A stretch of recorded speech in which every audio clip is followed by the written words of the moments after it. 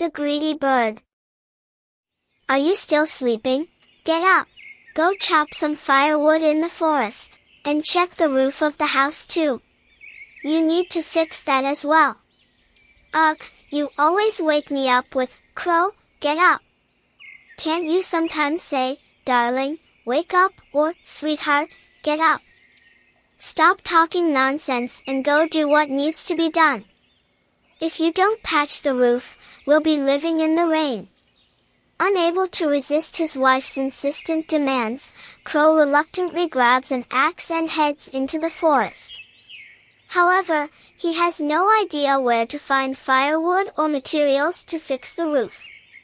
So, he decides to visit his friend, Yellow Bird, who knows the forest well, to ask for advice.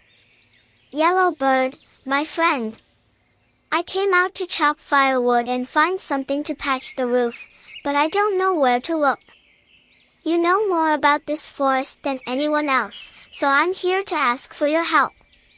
Alright, Crow. I've got some things to fix at my place too, so I'll guide you and chop some wood for myself while we're at it. And so, the two friends set off into the forest. Along the way, they stopped to rest on a tree branch. I'm exhausted. We've been searching for so long, and we haven't found a single dry tree. Every tree we see is green and alive. Don't lose hope, Crow. Once we reach the hilltop, we'll find dry trees. You're giving up too easily. I'm going to look for food for my kids now, but I'll catch up with you later. Keep going. With that, Crow continues his journey, carrying his axe, and arrives at an old, massive tree. The ancient tree notices him and speaks. Little Crow, where are you headed with that big axe? The path ahead will only get darker. A short while later, Yellow Bird joins Crow and the old tree. Don't cut down living trees. Use the dead ones for firewood instead. Old tree, I understand what you're saying. But the roof of my house is leaking, and we're out of firewood. That's why I'm urgently searching for materials. I understand your situation. Wait just a moment. How long do we have to wait? Are we supposed to go back home empty-handed? In truth, I'm not just an ordinary old tree. I'm a magical tree with special powers. If you cut me down, my magic will fade. But since you've listened to me, I'll grant you one wish. Tell me, what do you desire? I'll make it come true. If we keep searching like this, finding dry wood won't be easy. Let's make a wish with the help of the old tree. I wish for the dry firewood we need. At that moment, the old tree uses its magic to create a pile of dry firewood, just as they requested. Crow and Yellow Bird receive more than enough wood. Be happy, little birds. Now that you have what you need, you can return home. Thank you so much for helping us, old tree.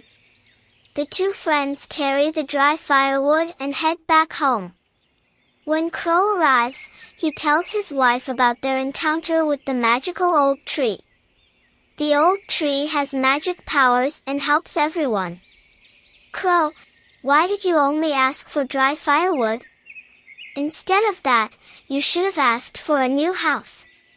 Why should I demand more when someone is kindly helping us, dear? Enough, Crow. I'm going to that tree right now to ask for a new house.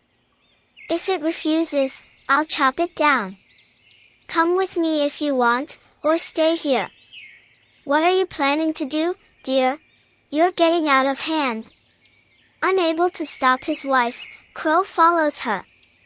They cross forests and hills until they reach the magical old tree.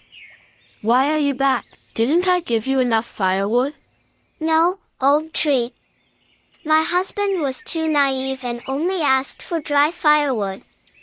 I've come to ask for a new house. Please create one for us. I don't grant wishes to greedy people. I fulfill reasonable requests, but I can't help you this time. You help others but refuse to help me?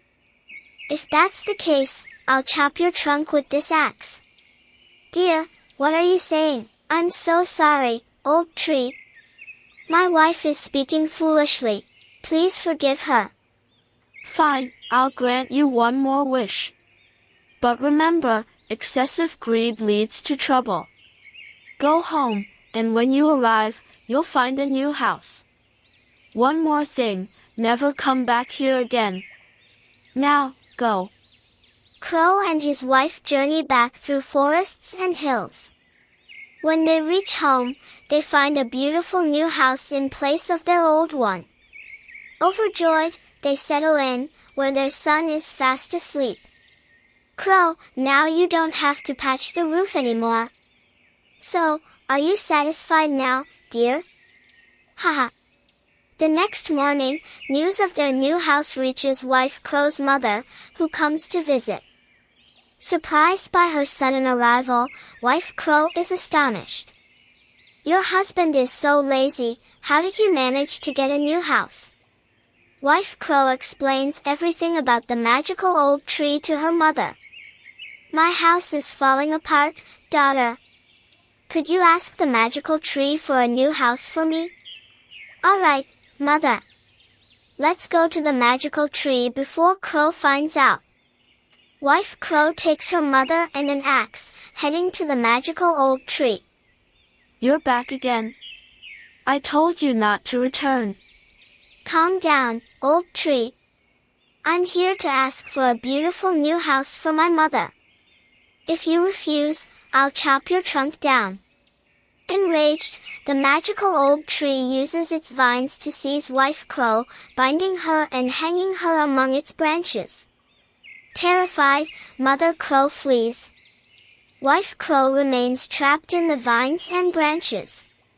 The lesson from this story is to be grateful to those who help you in times of need, to take only what you truly need, and to avoid greed, which can lead to ruin.